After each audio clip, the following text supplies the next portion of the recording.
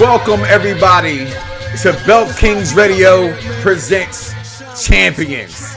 People, this is a show. This is a movement brought on by wrestling fans like myself and like nephew Corey. We are here as Belt Kings, as title lovers, as wrestling aficionados to talk what we love to talk the most and love what we like to, as we say, garner the most. And that is professional wrestling titles. And today on Belt Kings Radio Champions, we start off with the probably arguably, Corey, the number one title that's loved by fans, Big Gold. Again, my name is Mike Knox. You can find me at Mike Knox, that's spelled with 3 X's, simply because the titles I have, I am hardcore. And Corey, where can they find you at, my friend? I am everywhere on all social media platforms at My Kicks Are My Fix. MyKicksAremyFix. So maybe you should like throw a hyphen in there and say My Kicks and My Titles Are My Fix, because I'm not sure which one I know, right? is a bigger fix with you right now. But it's crazy, right? It's nuts. It is honestly and truly a pleasure to have you here with me, Corey, on this program. I have been wanting to do something with you for a while. I knew that I had to come to you with something unique, and I feel that right here we have something that is unique enough and is important enough to wrestling fans out there, and that's called titles. We Absolutely. I came together with a bunch of other brothers, and we formed a group called Belt Kings. It's merely, and it's just me, guys. I gotta say it. I talked to Corey earlier about it. We all can be Belt Kings. I don't care who you are, where you're from, Indonesia, to even if you got the COVID-19, we're just gonna have you isolated, okay? But you gotta have 5 belts to be part of the Belt Kings, all right? You can't have your 1 belt, 2 belt, and I'm not knocking that. We love that. We all started somewhere.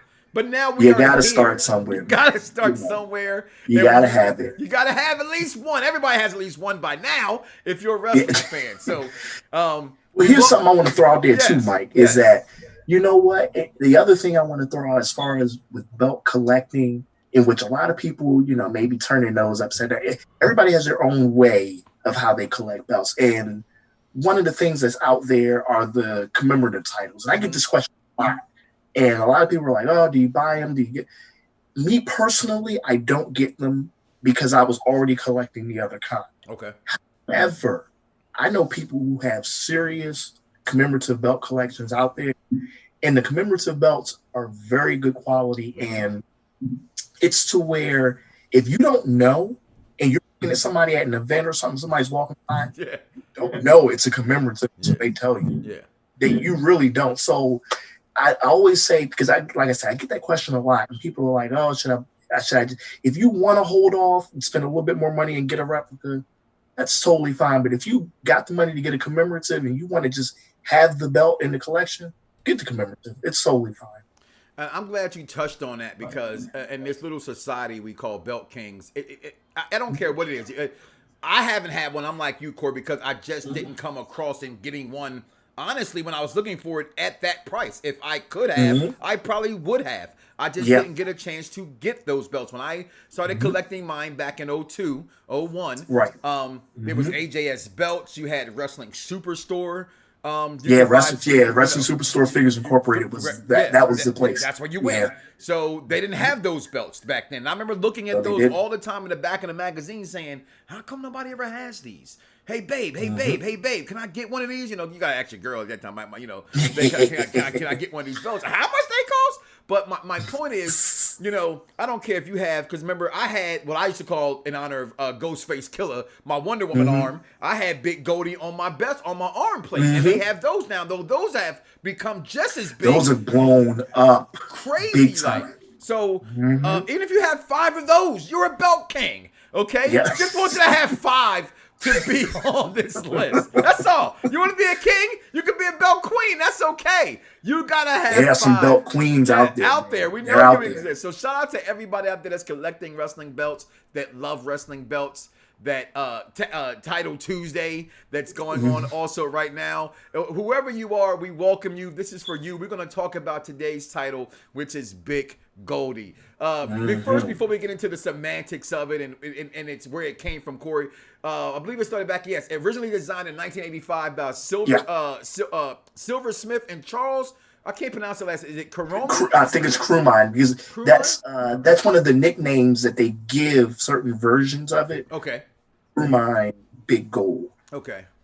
So, created in 1985, brought to end by the Jim Crockett Promotions, NWA World Championship Wrestling, where I would say I got my start there because Dusty Rhodes is my earliest memory of what I loved before I got into the Say Your Prayers and Eat Your Vitamins Hulk Hogan.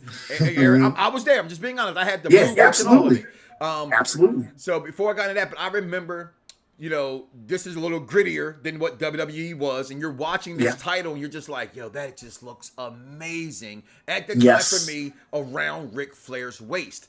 When you think of that title, and you look at how we have today's show, and it will be available also on YouTube, on Facebook, on iTunes, wherever podcasts are sold, it will be there. You know where they are. Just Google Belt Kings. So on the plaster, on the play, you saw I got Ric Flair there. I got that champ because that's what I believe most people are synonymous with Big Goldie Championship, Corey. Yeah. It's funny, and I'll go ahead since I am here today for the first show. All right, you pulling it out? You pulling out Big Goldie?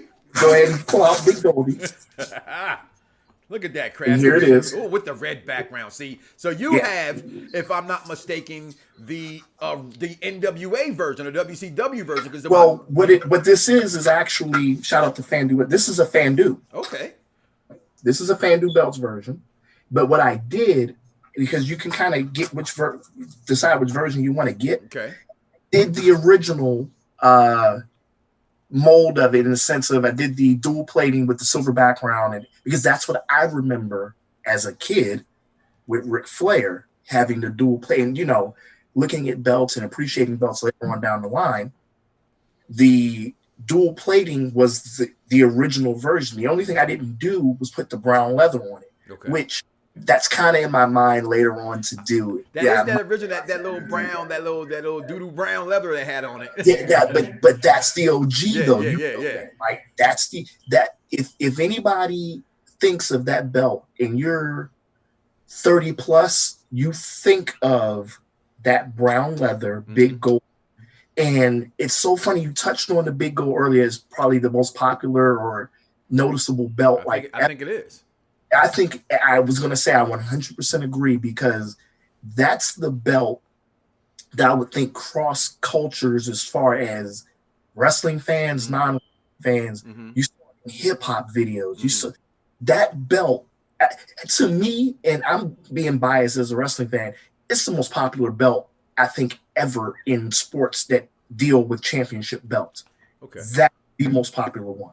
That's more than a WBC heavyweight title, which is at one point the greatest heavyweight boxing title, with Muhammad Ali, recently friend of the program, Deontay Wilder. And I'm agree with you. And you don't have to apologize for being biased. You're a wrestling fan. We're all biased. Okay. We all have I always think one of the biggest and dumb arguments in this world is Apple versus Android, DC versus Marvel. It's all for all of us. Why can't we like it all? You know what I mean? Right. Absolutely. And going back to this title did show all those things, Corey, growing up as a kid, watching Flair have it, like you said, having it crossed over with, I'm a young kid, grew up in Chicago and outside of Philadelphia as well, Darby, Pennsylvania, shout out to Dodge City. And those guys in the corner who didn't like wrestling knew Ric Flair.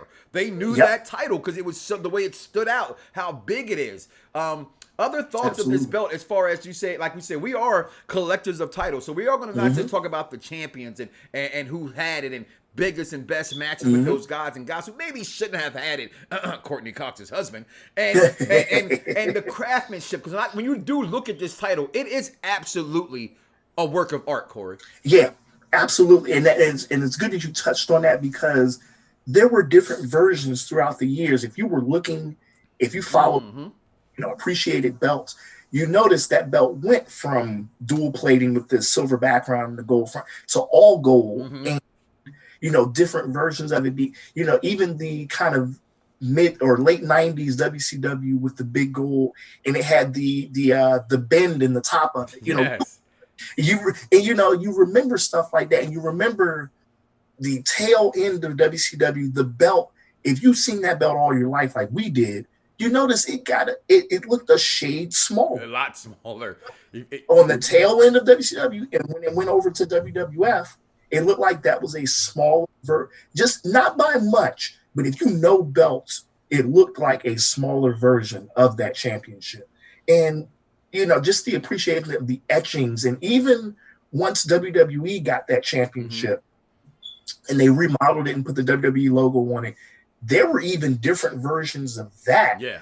Almost like, I think of the version I believe Christian had after from Alberto Del Rio and or not Alberto, he won in the ladder match for the vacant championship. Yes, right. After Edge had left and vacated, right. Yeah, and on to Randy Orton. That was the debut, I believe, the debut of the red croc back.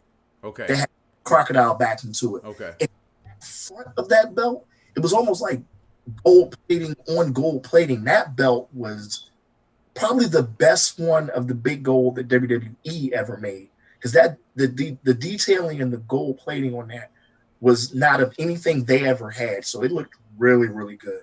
Now, in touching on that, and something that we also spoke about previously coming on air, when I think of this title, okay, I don't think of Randy Orton. I don't think of The Rock having this belt. I don't think about King Booker having this title. I remember a guy whose name was G.I. Bro.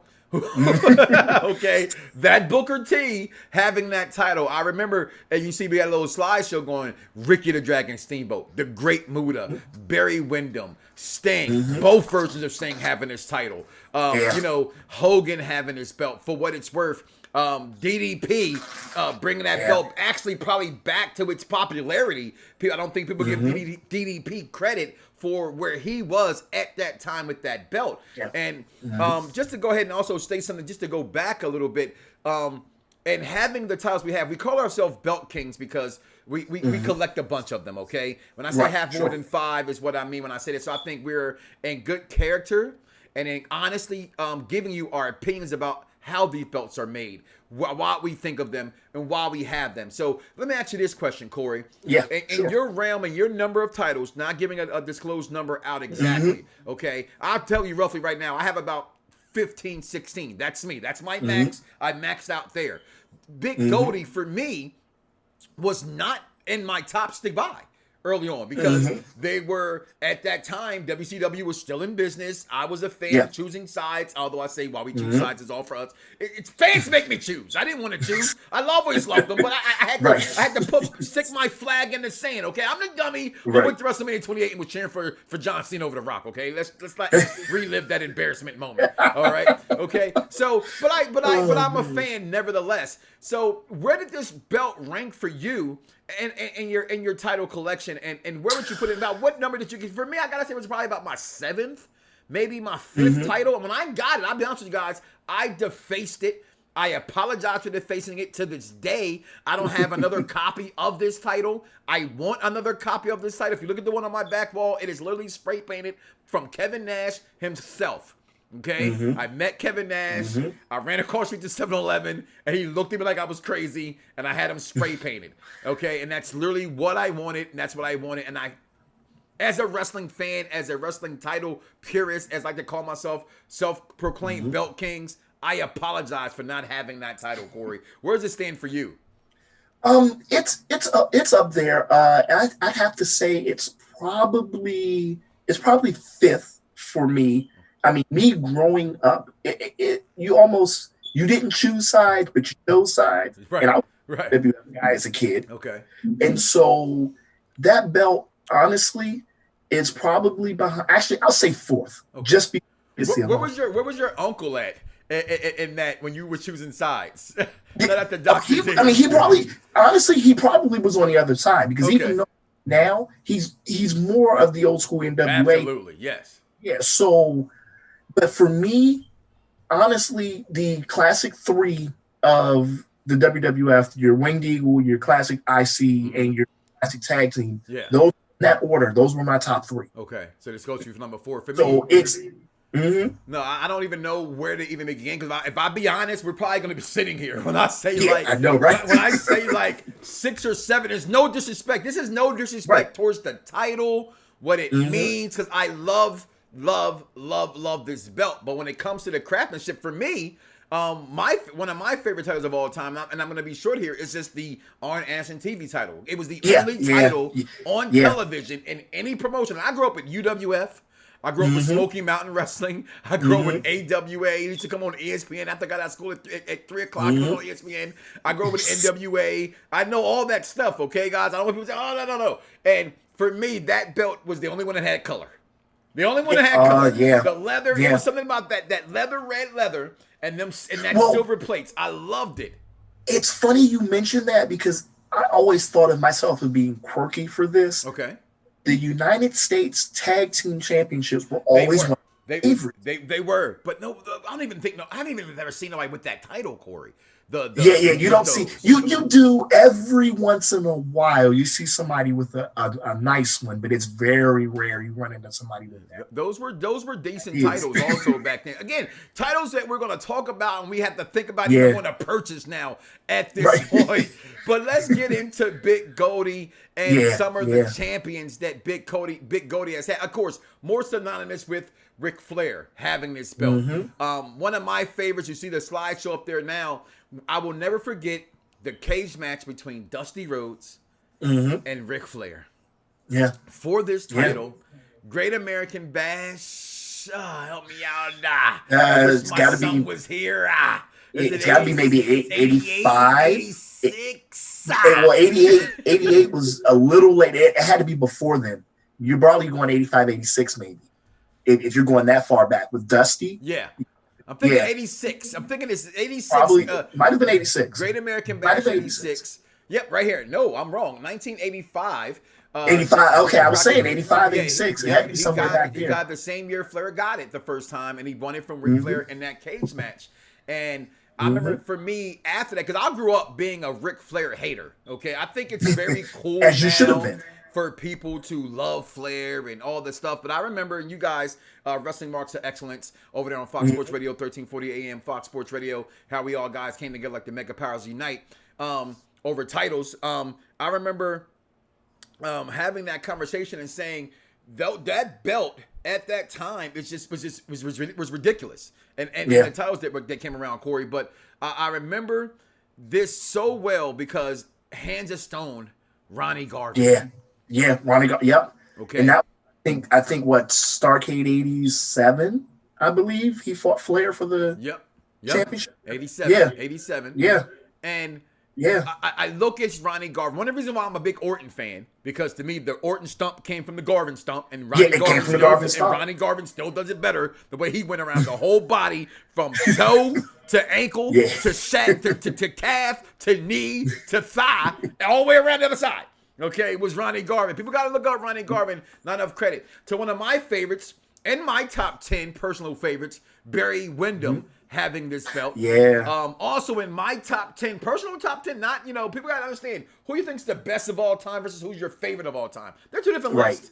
Okay? Yeah. Randall Cunningham's my favorite quarterback of all time, but I don't think he's the greatest quarterback of all time. Okay? No. So, Great Muta having this title. Some of my favorites of all time had this championship.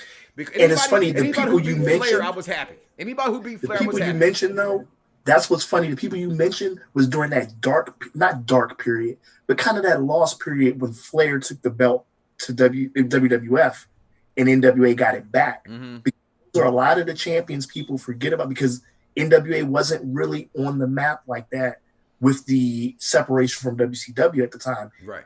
All of those champions between the time Flair was gone pretty much, between 91 and 93 when he came back, and even 94, it was when the Big Gold kind of really started getting back on television.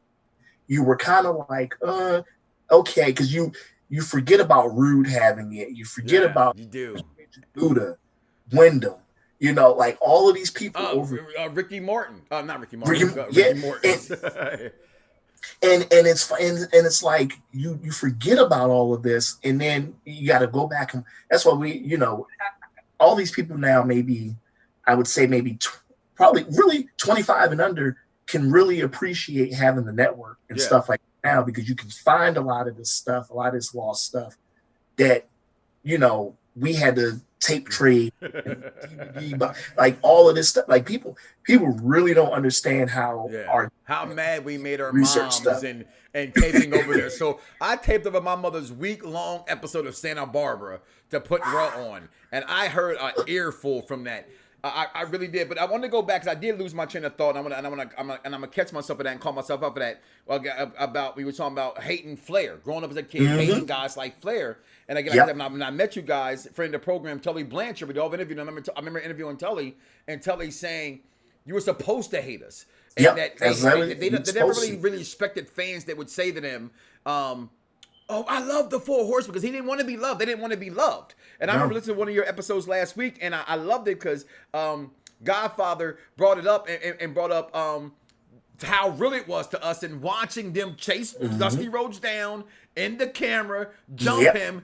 Like, this title was everything to this federation, a little bit more than what it was for what was going on in WWE with Hogan and those guys. This belt felt like, oh, these guys are really fighting over to be the best. And I hated Flair so much. I was always I was such a face guy growing up. Oh Lord, I'm still kind of a face guy. If it means anything to you, know what I mean? I do like my heels. I got respect what they bring, you know what I mean? But I love a good face. That's why I guess I'm just a sucker for the good guy. I mean, look, come on, Captain America, Spider-Man, Superman. Those are my favorite three superheroes. Like come on, it tells you right there what's on my mind.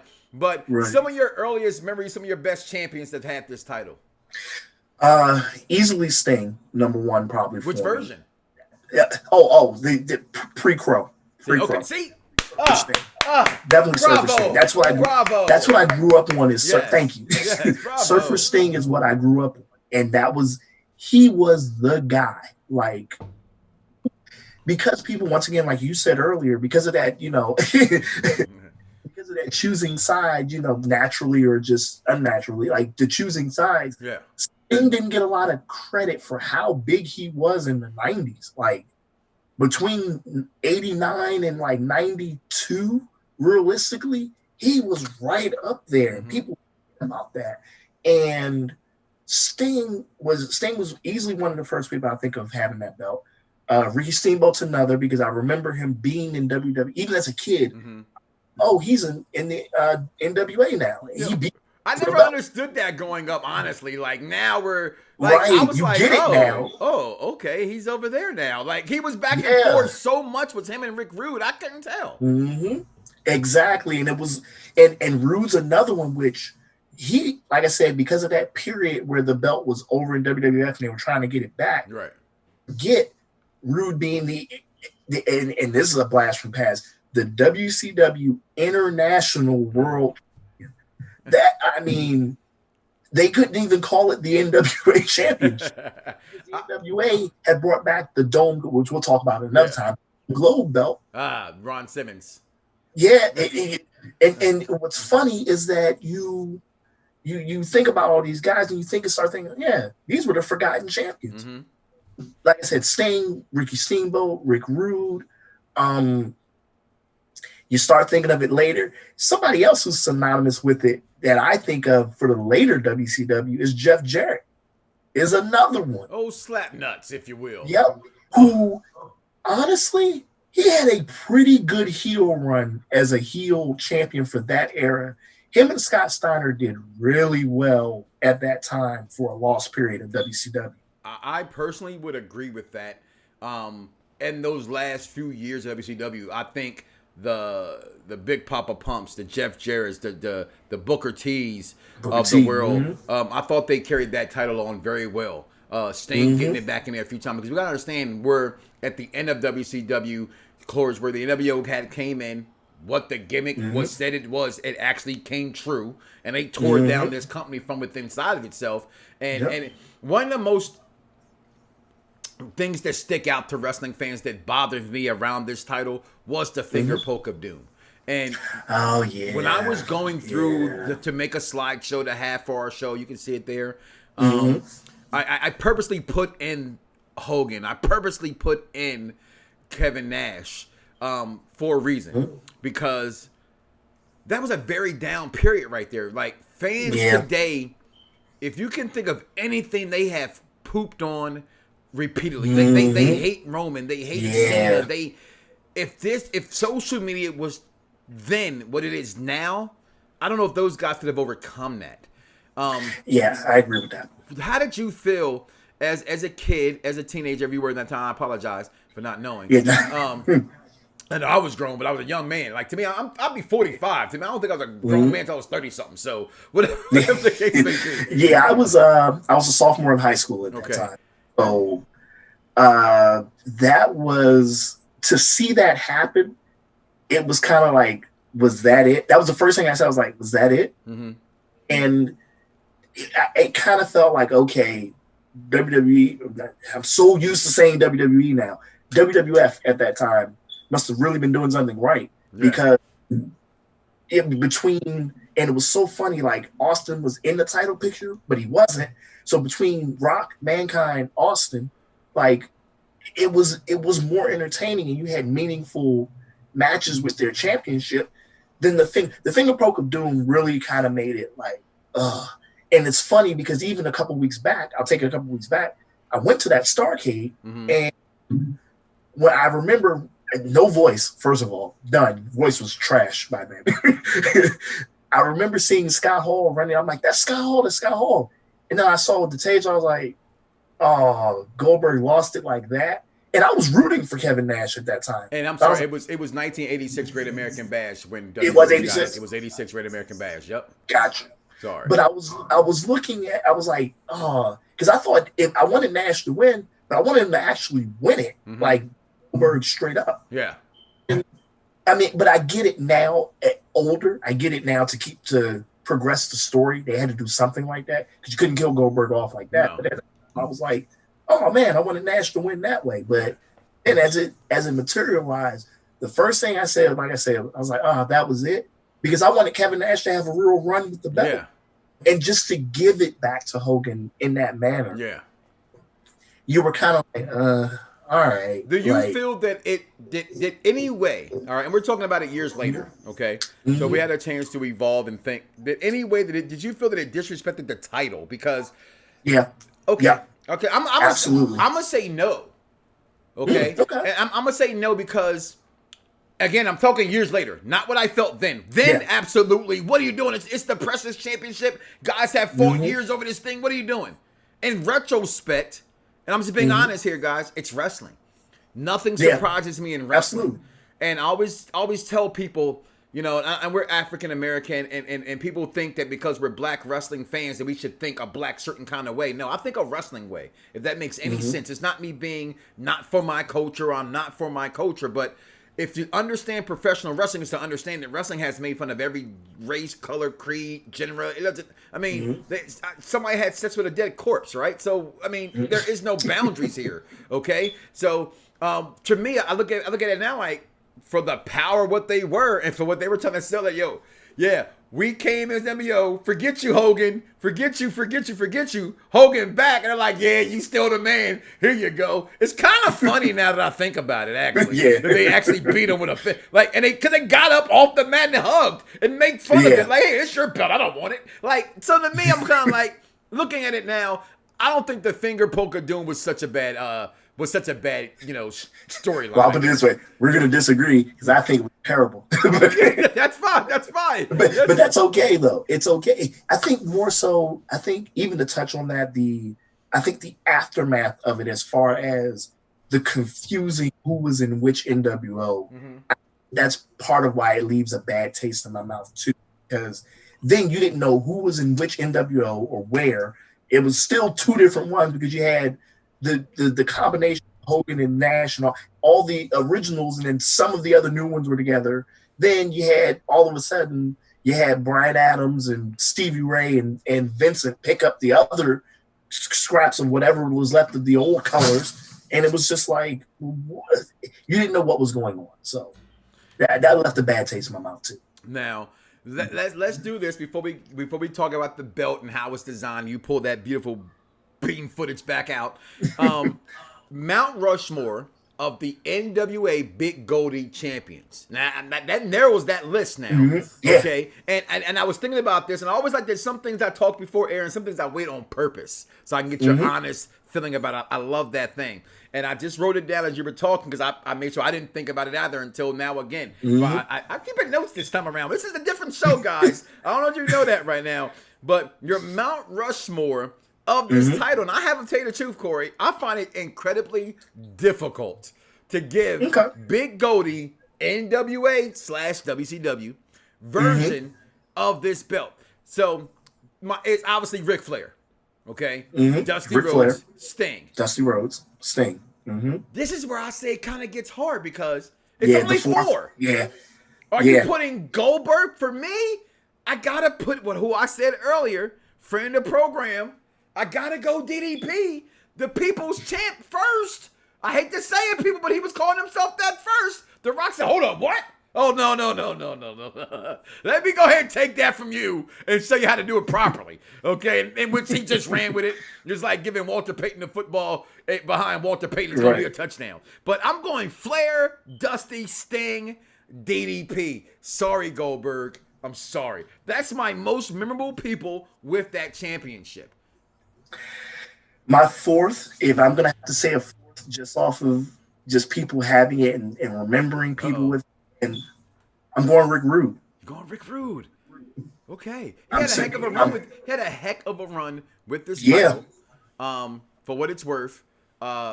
Big Rick Rude fan. Love Rick Rude. And that's a memory for you that it has to stick there because that's a memory that sticks out for you as a child. Rick Rude having that title. How you felt his title run was with that though?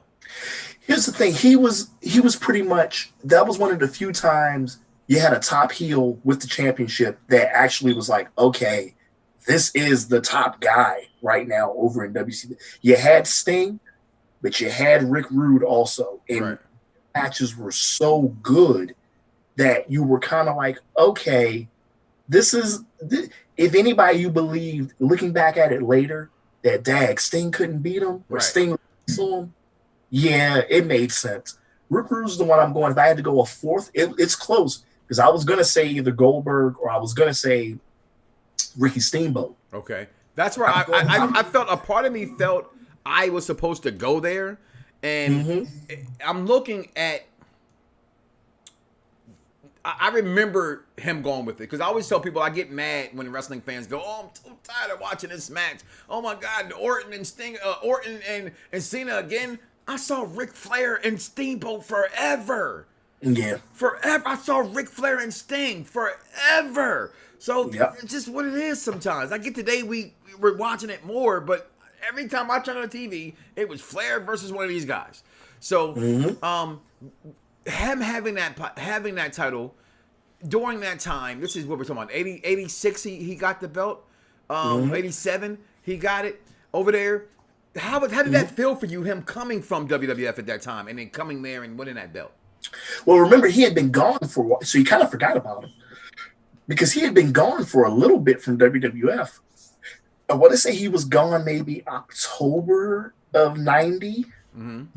Or something like that, maybe September, October of 1990. And he didn't come until well into 91 into WCW. And at that time, with such limited television programming back then. Shit, how about that? Like forever, you know? How about that? So Rude coming over and then Rude being portrayed as such a big deal. That's what I think helped. They never brought Rude in as just like, he's just a guy. Or like Rude only was competing for the United States or heavyweight championship. And he wasn't even for the TV title. He wasn't just in feuds. Like all of his feuds were championship feuds pretty much. They were. They actually were. And I don't care what federation he was in. They pretty, besides I'm trying to think about the one with him and Jake. I think the Intercontinental title was involved in that. If I'm not correct? Him. No. He wasn't Intercontinental champion yet. Him and Jake. Okay, so that might be the only rivalry that wasn't a title somewhere in there with Ravishing Rick Rude. May he rest in peace, by the way. Now, again, each week, guys, I want to break down to you champions, okay? And we're going to talk about the belts, and we talked about that now. We talked about some of the best and worst guys that have that belt are Mount Rushmore of that title. Now, Corey, if you don't mind, bring out that belt again for us, please, so people at home can see it, how beautiful this thing is. And excuse me, look at this thing. It's just shining, shining, shining, shining, yeah. All of this winning. Now, and the craftsmanship's of belts, because you recently just picked up another belt, and we'll talk about that at a later time. I don't want to spoil anything for people out there as he drapes that beautiful bing footage around his shoulder.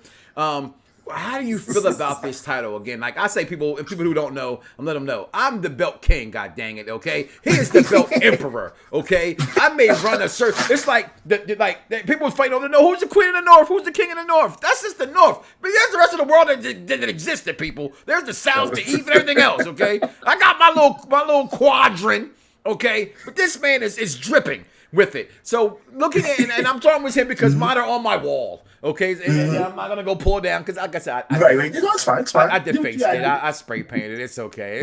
That's how I felt at that time. I was so angry at NWA. I was like, forget it. I loved it. Right, but looking at this title, how do you feel about how it's made? And again, this was made by the creators of Sam Silverman. And Charles Crumont, I believe. Right. Here's the thing with that belt. It to the average person, you would think, oh, big and gaudy belt.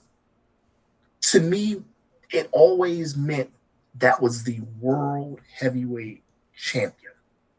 And a belt designed like that with that big centerpiece like that, it meant world heavyweight champion to me. And that's ultimately why, I mean, growing up in growing up in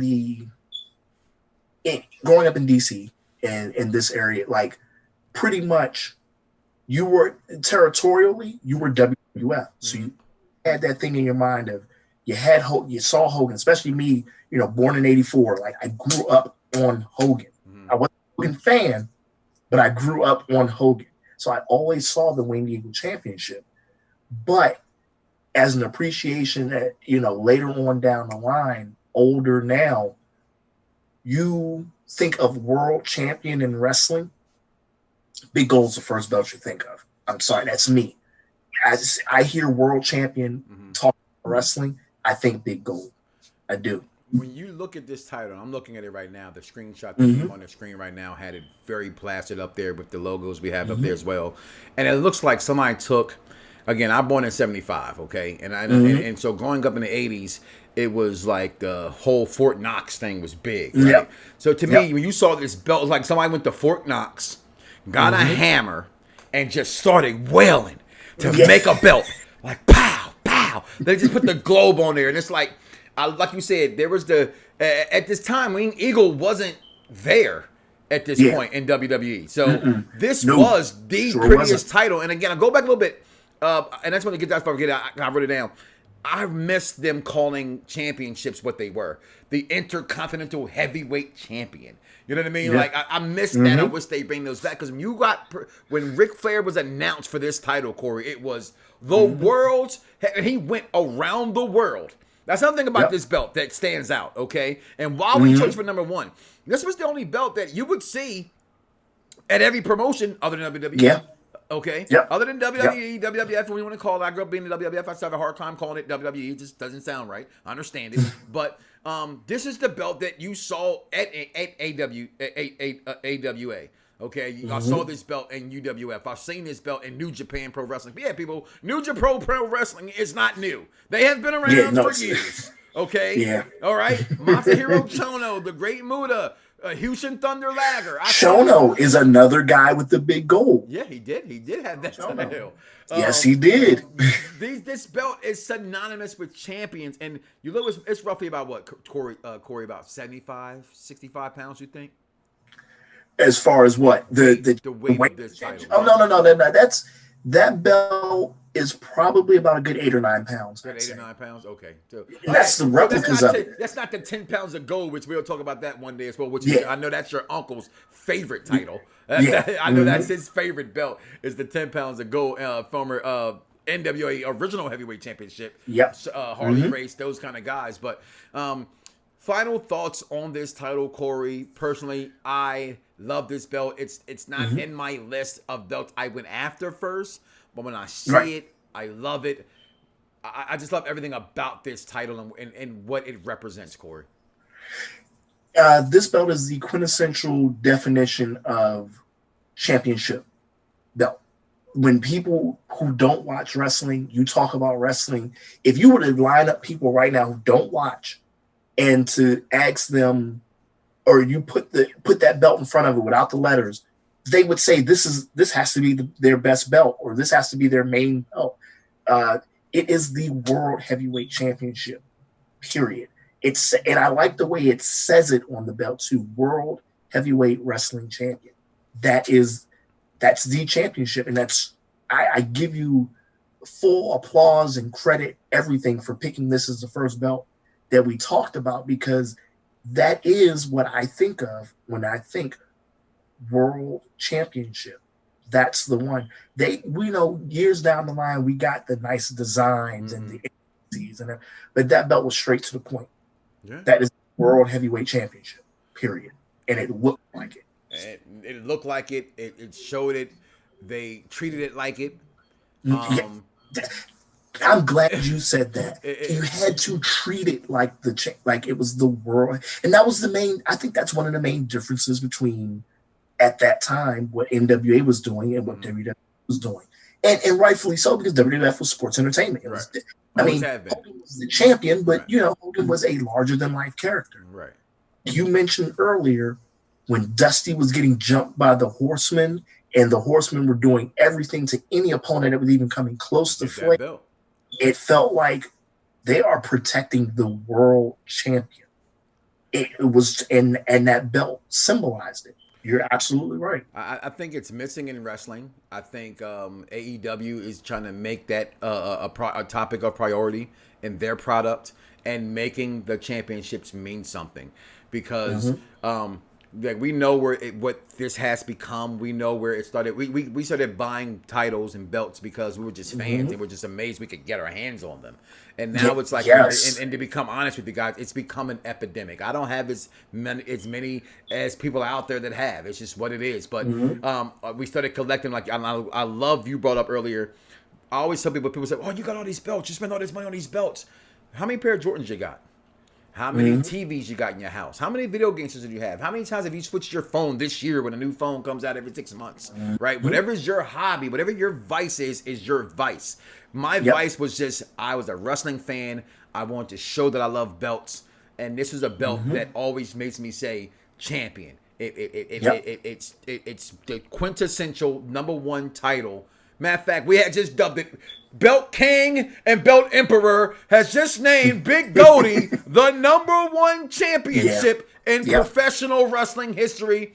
Listen, guys, we will be here before you guys every week, giving you the ins and outs of what we call Belt Kings Radio Presents Champions. You want to get a belt involved, want to talk about a certain title that you're interested in us talking about, comment below. Like my friend Jeremy Johns would say, let us know. Again, you can find this show available on YouTube, Facebook.com, also wherever podcasts are sold. My name is Mike Knox. Wherever social media is found with 3 X's, that's nephew Corey at My Kicks Is My Fix, just like it sounds, guy. My kicks are my fix. My kicks are my fix. I'm glad you stepped in there and went with a blind tag. See, hot tag. We're winning here, people. We are winning. We are going to get out of here, guys. We will see you guys next week, and thank you for joining Belt Kings Radio Champions.